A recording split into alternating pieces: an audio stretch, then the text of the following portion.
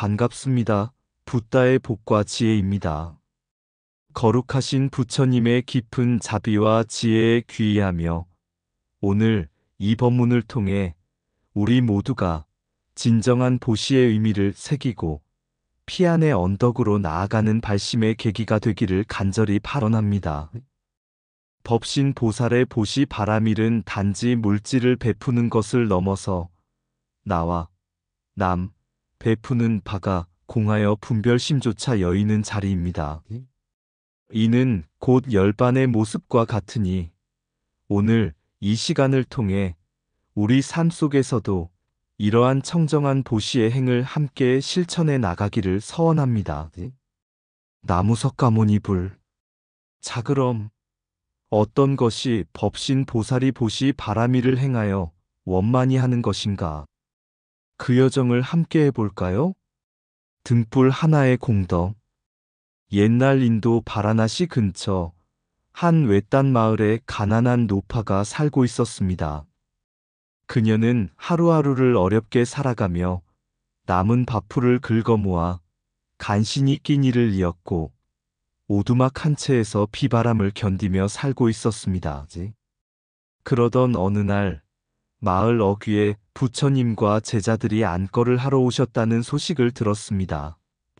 마을 사람들은 앞다퉈 향과 꽃, 기름 등을 들고 나와 보시에 나섰습니다.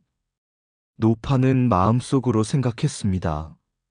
나는 가진 것이 없지만 저 밝은 부처님을 위해 아무것도 하지 않는다면 이 삶은 허무할 뿐이다.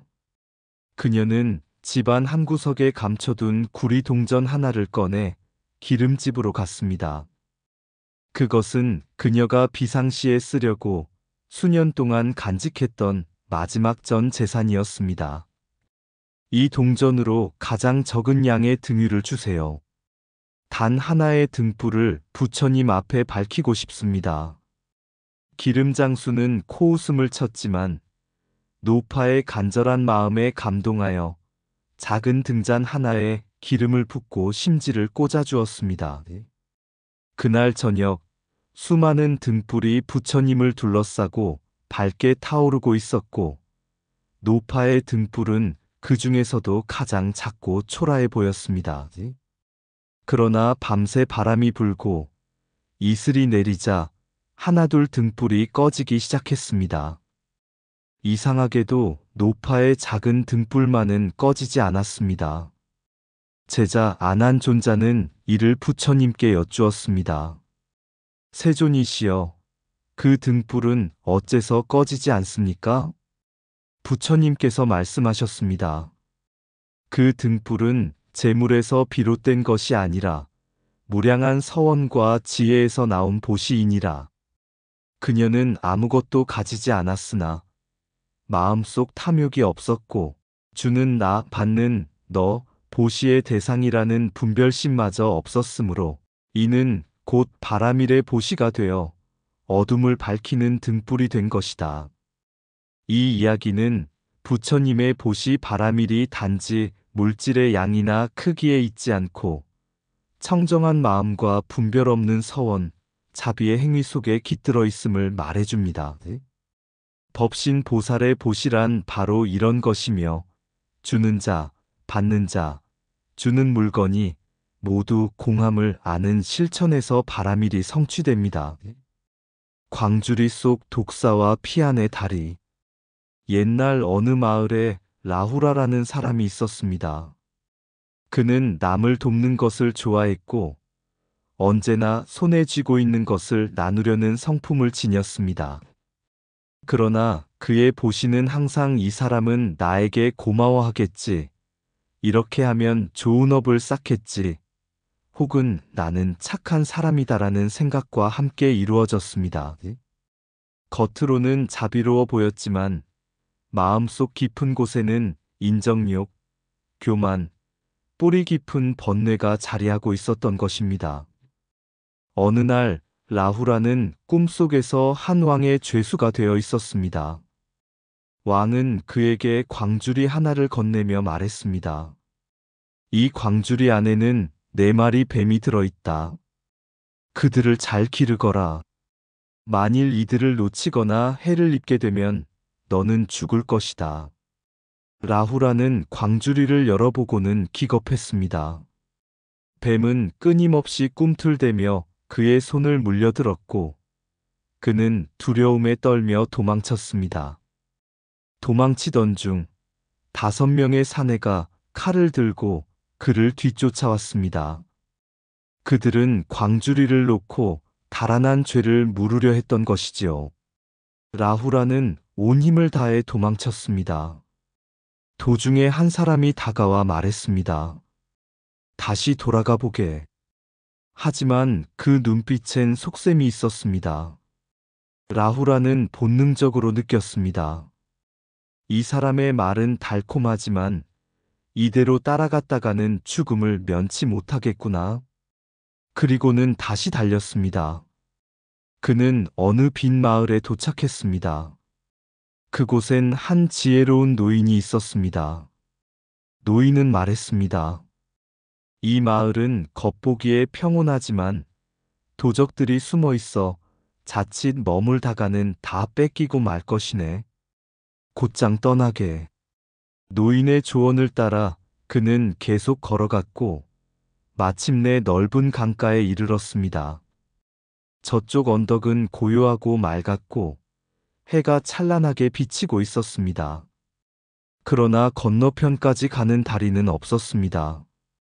그는 주변의 풀과 나뭇가지를 엮어 뗏목을 만들었고 손과 발로 젓고 밀며 결국 건넜습니다. 그 순간 꿈에서 깨어난 라후라는 눈물을 흘리며 깨달았습니다. 나의 보시는 오직 이쪽 언덕에 있었고 내 마음은 여전히 뱀의 독과 같았다. 하지만 참된 보시는 뱀을 버리고 도적의 유혹을 뿌리치며 끝내 피안에 이르는 청정한 행임을 이제 알겠다. 그는 다음 날 아침부터 자신의 보시를 다시 돌아보며 주는 이도 없고 받는 이도 없고 보시하는 재물도 없다는 삼륜체공의 뜻을 따라 오직 자비와 무심으로 베푸는 수행을 시작했습니다. 광주리 탐욕과 집착으로 가득한 우리 몸과 업, 4마리 뱀 지수화풍 사대로 인한 번뇌와 고통, 5명의 칼든 자, 오온의 얽힘색, 수, 상, 행, 식, 달콤한 말하는 자, 탐욕의 유혹, 집착된 견해, 빈마을 감정과 감각의 유희 희로애락, 지혜로운 노인 선지식, 참된 스승, 강과 뗏목 생사의 바다와 팔정도, 피한 열반, 무집착의 청정한 자성, 깨달은 라후라 바라미를 실천하는 법신 보살의 길.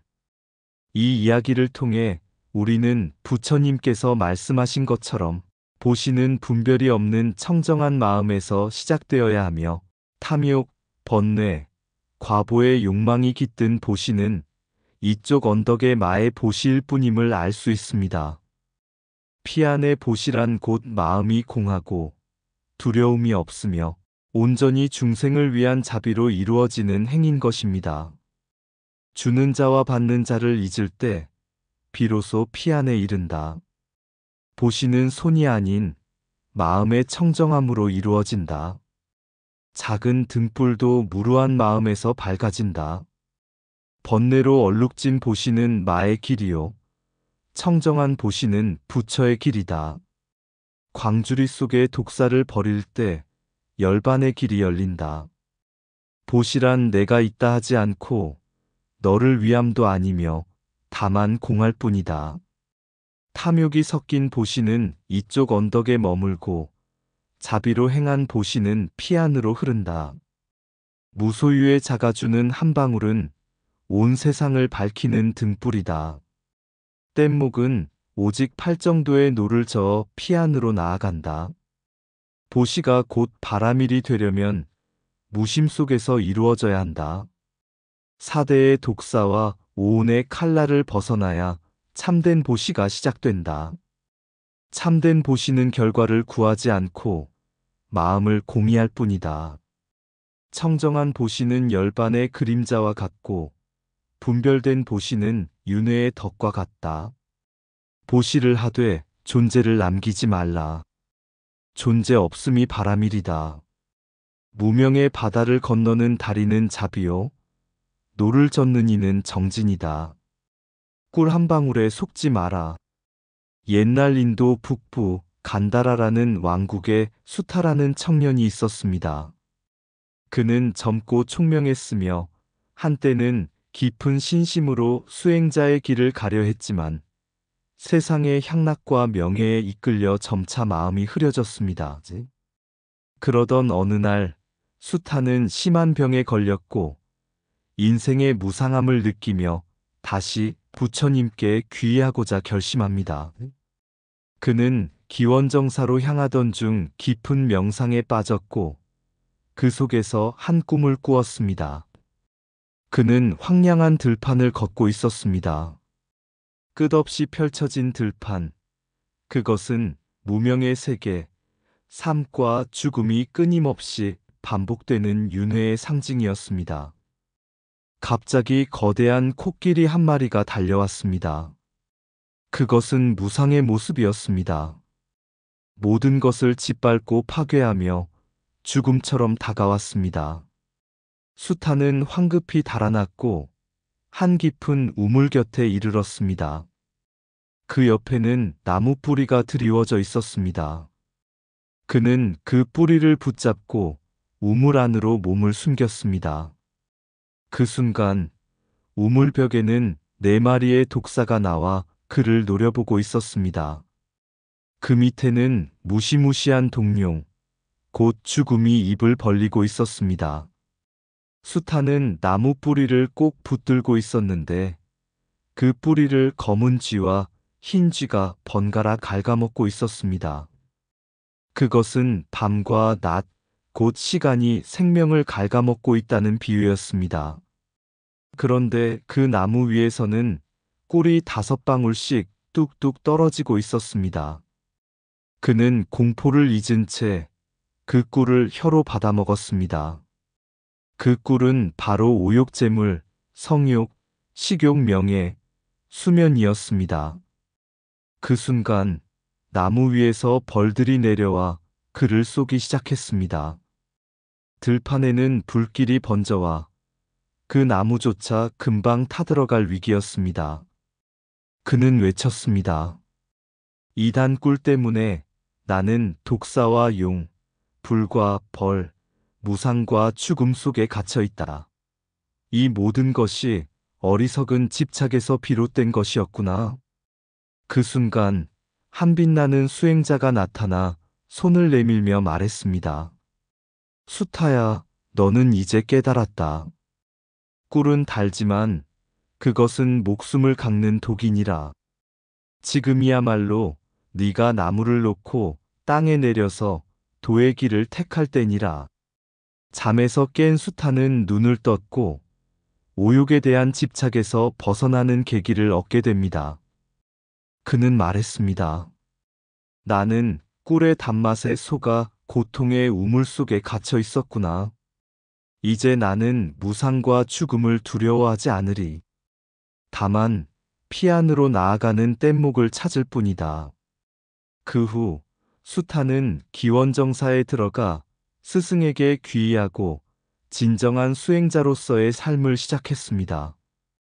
광야 무명의 세상, 윤회의 들판, 코끼리 무상, 언제 닥칠지 모르는 죽음과 변화, 우물 생사윤회의 깊은 고통, 나무 뿌리 덧없는 생명, 검은 쥐와 흰 쥐밤과 낮, 시간의 흐름, 4마리 독사 지수와풍 사대의 고통, 벌꿀 오욕 감각적 쾌락, 벌 삿된 견해, 고통을 부르는 욕망, 불병과 늙음, 동룡 죽음, 수행자 선지식, 자비로 이끄는 스승, 수타범부에서 수행자로 깨어나는 중생의 모습, 중생과 수행자의 분별. 중생은 꿀에 집착하고 고통을 감추려 하며 현실을 외면합니다.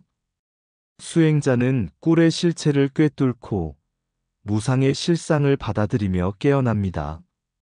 중생은 코끼리를 피하려다 우물에 빠지지만 수행자는 그 우물에서 길을 찾습니다. 달콤한 꿀 한 방울에 속아 생사의 나락에 빠지지 말라. 무상한 삶은 코끼리처럼 다가오고 오욕은 그대를 우물로 몰아넣는다. 밤과 낮이 뿌리를 각듯 생명은 찰나마다 줄어들고 있다. 살고자 움켜쥔 나무 뿌리조차 허망한 줄 알아야 피안을 향한다. 보이는 즐거움에 집착하면 그 속에는 반드시 고통이 깃들어 있다. 오욕은 벌꿀 같지만 그 끝은 병과 죽음의 불길이다. 지혜로운 이는 달콤한 유혹이 아니라 고요한 진실을 따른다. 광야를 벗어나는 길은 외부가 아닌 집착을 끊는 내면에 있다.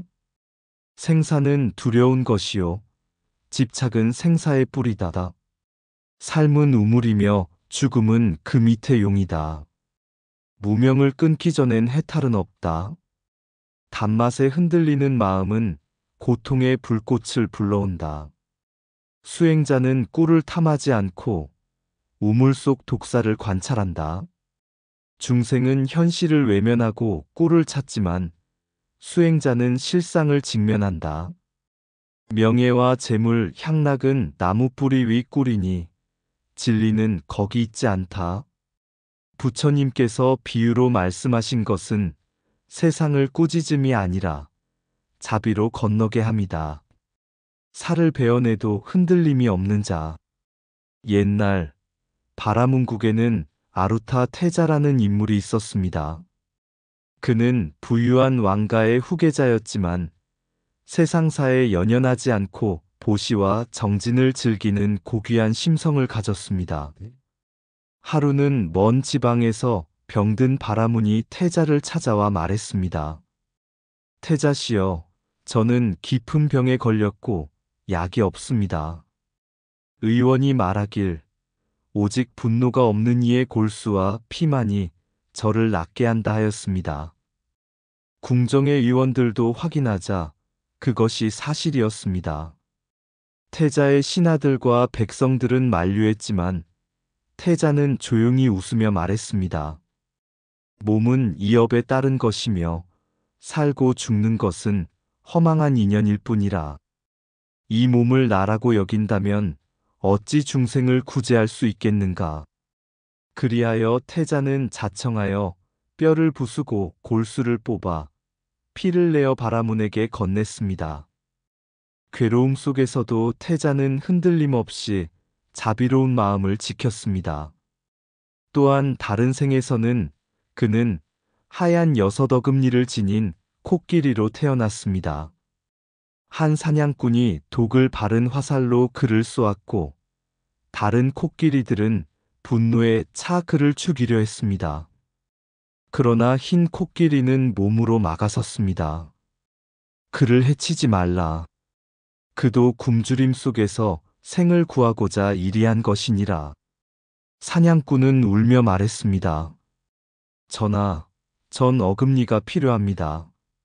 그 안에 약효가 있다 하였습니다.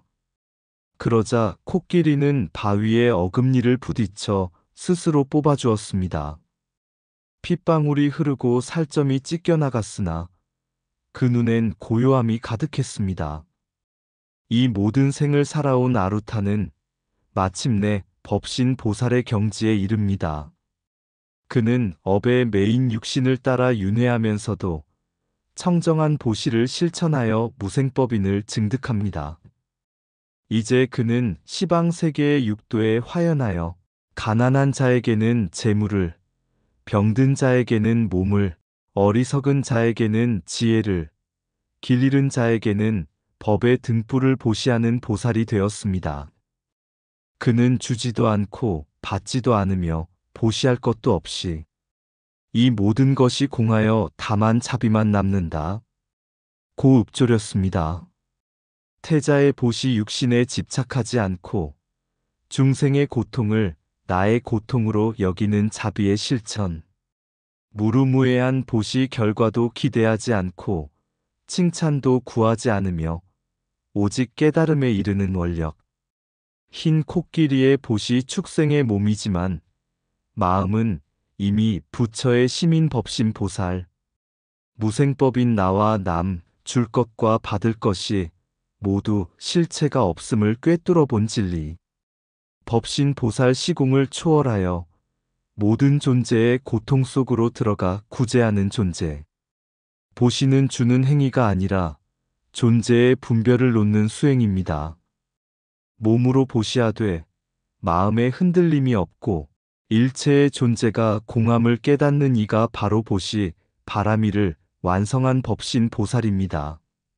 몸을 베풀되 마음이 흔들리지 않는 자, 그가 곧 보살이다.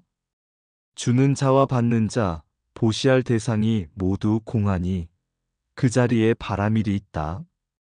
피와 살을 나누어도 탐욕이 없다면 그것은 곧 청정한 보시이다. 무루무해한 보시는 업의 사슬마저 녹여내는 지혜의 불꽃이다. 보시는 물건에 있지 않고 보시하는 마음의 무심에 있다. 몸은 업에 따라 윤회하나 마음은 자비로 피안에 이른다. 축생이라 하여 무지한 것이 아니요 법신이라면 어디든 부처의 자리이다. 고통을 나누는 것이 아니라 고통을 함께하는 것이 보살의 보시이다. 이 몸은 나의 것이 아니니 중생이 필요로 한다면 모두 줄 수 있다.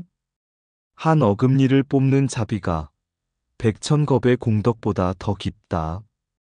나와 남을 가르지 않고 다함이 없는 보시야말로 참된 바라밀이다. 무생법인을 얻은 이는 보시를 하되 아무것도 남기지 않는다. 시방세계에 몸을 놔두는 보살은 말없이도 법을 보시한다. 육신은 멸하여도 자비는 사라지지 않고 그 자비가 바로 법신이다.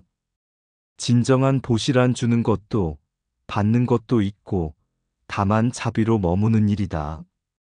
빈손의 보시, 법신의 향기. 석가모니 부처님께서 기원정사에 계실 때였습니다. 하루는 한 젊은 바라문 수행자가 부처님께 와서 예를 올리고 물었습니다. 세존이시여, 저는 지금도 가난한 자에게 쌀을 보시하고 병든 이에게 약을 보시합니다. 그러나 왜 제 마음은 아직 고요하지 않고 불안과 집착에 흔들리는 것입니까? 부처님께서 조용히 그를 바라보시고 말씀하셨습니다. 그대는 지금 보시를 행하되 그 손에 나가 있고 너가 있고 주는 바가 있도다. 이 셋이 있는 보시는 마의 경계요. 번뇌의 끈에서 벗어나지 못한 보시이니라. 수행자는 고개를 숙였습니다. 그렇다면 어떠해야 원만한 보시 바라밀이 되겠습니까? 그때 부처님께서 다음의 이야기를 들려주셨습니다. 한때 멀리 설산국에 하얀 옷을 입은 보살이 있었습니다. 그는 태어나면서부터 아무것도 가지지 않았고 말도 하지 않고 단지 미소만을 지었습니다. 사람들은 그를 빈손 수행자라 불렀습니다. 그는 거리에서 아픈 아이를 보면 자신의 옷을 찢어 붕대를 만들고 굶주린 이를 보면 자신의 음식을 건네고 슬퍼하는 이를 보면 하루 종일 함께 앉아 말없이 울어주었습니다. 그러던 어느 날 한 왕이 그에게 물었습니다. 그대는 가진 것도 없고 이름도 없고 무엇 하나 주장하지 않으면서도 어찌하여 이토록 많은 사람들의 고통을 덜어주는가? 보살은 처음으로 입을 열었습니다. 저는 아무것도 가진 것이 없습니다. 다만 공한 마음, 그리고 자비 한 점뿐입니다. 제가 주는 것이 아니라 중생이 저를 통해 스스로를 일으키는 것입니다. 나와 남을 가르지 않고 주고받는 마음마저 놓을 때 그것이 곧 피안의 향기이며 바라밀의 실현입니다. 왕은 큰 감동을 받아 부처님께 귀의하였고 나라 전체에 보시의 향기를 전하였습니다. 이야기를 마치며 부처님께서 바라문에게 말씀하셨습니다. 진정한 보시는 손이 아닌 마음으로 하는 것이니 마음이 공하면 주는 것도 없고 받을 것도 없으며 다만 자비만이 남느니라. 이 자비가 바로 법신 보살의 향기요 세간을 넘어 피 안에 이르게 하는 바람이리니라. 바라문은 큰 깨달음을 얻고 합장한 채 눈물 속에서 외쳤습니다. 이제 저는 진정한 보시를 시작하겠습니다. 먼저 나를 놓겠습니다. 이것이 곧 법신 보살이 보시 바라미를 행하여 원만히 하는 것이니라. 보시는 행위가 아니라 수행이고 공한 마음이자 피 안으로 이르는 다리임을 부처님께서는 일관되게 설하셨습니다. 광야를 달리는 사람 하나, 무명의 밤에 목숨을 지니고 사대의 독사 품고 달아나니 여망의 검은 칼날 따라오도다. 무상한 우물, 생사의 밧줄, 쥐 2마리, 낮과 밤이 뿌리를 갈가 생을 재촉하고 오욕의 꿀방울 입술을 적시니 삿된 벌이 마음을 쏘고 노쇠의 불꽃이 뿌리를 태운다. 그러나 보살은 물들지 않으니 보시하되 주는 이도 받는 이도 보시물도 공하다는 진리를 알도다. 그 마음은 흐르지 않으며 보시한 물건에 집착이 없고 자신의 피와 뼈를 내어줄지라도 자비심은 더욱 막도다. 무생의 법인을 깨달아 열반과 같은 마음으로 베푸니 그 보시는 머무름 없고 바람일의 파도가 되어 중생을 저 언덕으로 실어 나르도다. 육신은 덧없어 버리되 법신은 시방세계 어디에나 피어나니 수미산보다 높고 하늘보다 고요한 자비의 강물 보시의 배에 타고 피 안의 해탈을 향해 나아간다. 법신 보살의 보시 바람일 번뇌를 넘고 피 안으로 가는 자비의 길. 이상 붓다의 복과 지혜였습니다. 오늘도 복지 구족한 날 되세요. 구독과 좋아요는 붓다의 복과 지혜를 밝히는 큰 자비의 등불이 됩니다.